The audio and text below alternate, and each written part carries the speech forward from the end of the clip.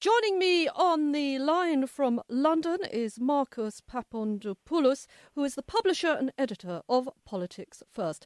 Marcus, welcome to Radio VR. I'd like to ask you, first of all, looks like the war of words in Syria is in full swing. Now, the Syrian opposition blames Wednesday's alleged chemical weapons attack on the Assad regime, which in turn says that the accusations have been fabricated by the opposition to cover up actually the losses by the rebels. Now, who do you think, in your opinion, is interested more in this information war? Well, first of all, a very serious allegation has been made against the Syrian government by the Islamist militants in Syria, namely the Free Syrian Army. And the international community needs to approach this allegation in the same way that a court of law would, in an objective, intelligent and sensible fashion. So it does need to be investigated. However, going by the way Western politicians are speaking and Western journalists from the mainstream media, they've already decided within 24 hours that the Syrian government is guilty of this allegation against it. How on earth can a politician or a journalist determine that within 24 hours? Now, they're saying that simply because the Free Syrian Army is the proxy of the West. The West is using the Free Syrian Army to try and bring down the Syrian government. So, in my opinion, I would pay very, very little credence to what Western politicians and Western journalists from the mainstream media are saying at the moment. Now, Marcus, how would you comment on some media reports, say from, let's take Al Jazeera, Reuters, publishing the footage of victims of Wednesday's incident before the attack took place? Now, do you think this indicates the opposition's drive to make people believe that it was Assad's regime? It would appear, going by all accounts and testimonies, that something has happened.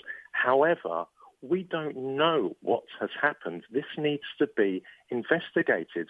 Western politicians and Western journalists are not police detectives. They're not on the ground. So how on earth can they determine what's happened?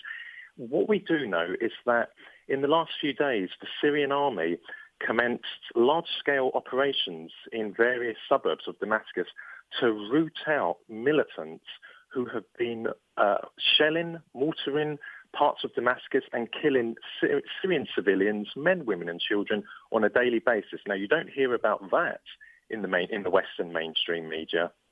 It would seem that a big battle is underway at the moment in the suburbs of Damascus, but we don't know what actually happened to these people who, it would appear, are dead in the footage. And the question that needs to be asked is this: why would the Syrian government, at a time when it allowed a UN inspection team to come into the country, at a time when the Syrian army is inflicting defeats after defeats on the militants and regaining territory lost over the last year, why would it do something like this? It's not in its interests. However, it certainly is in the interests of the militants in Syria, because they're on the back foot and they are desperate for Western military intervention.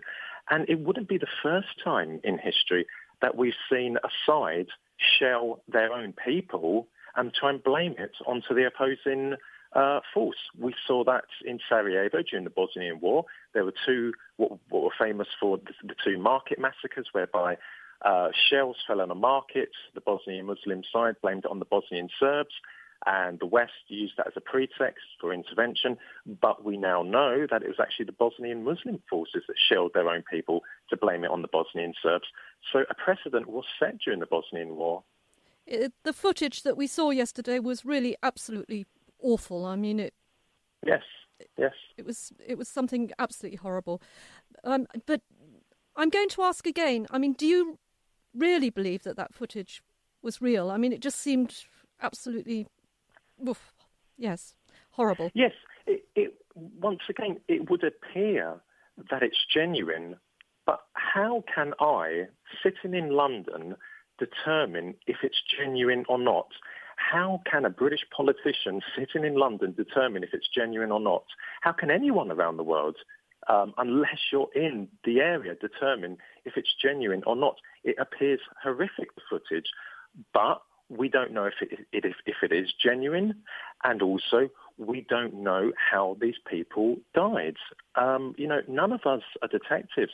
That's why I said at the beginning of this interview, it needs to be approached as a court of law would approach it, in an objective, intelligent fashion. And we must put to the side what we are hearing from various Western governments and Western mainstream media outlets, because they are not objective people or institutions whatsoever.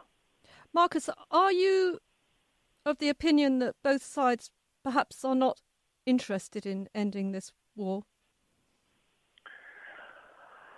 I think the conflict in Syria is a very, very complex conflict. It's not black and white. It's not a matter of good versus evil as how it's being put forward in the West. No side is innocent in warfare. Whichever country is involved in a war, no country is innocent. I believe a political solution is the only solution to the conflict in Syria. However, certain Western governments do not see it that way. They believe the way to